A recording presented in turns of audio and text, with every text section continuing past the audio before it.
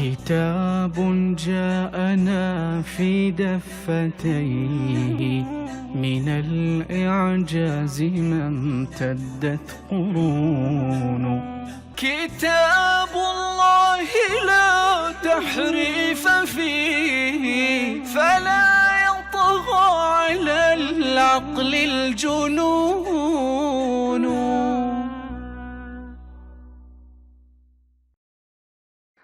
السلام عليكم.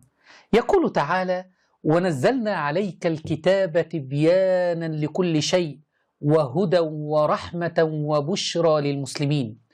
فأين نجد تبيان الإيمان بإمامة الأئمة الاثني عشر؟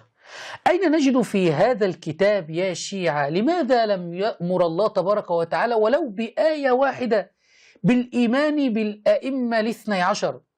ولماذا لم نجد في كتاب الله الذي هو تبيان لكل شيء، لماذا لم نجد تبيان الإمامة التي يعتقد بها الإمامية الاثني عشرية؟ الحكم لك أيها الشيعي العاقل. ها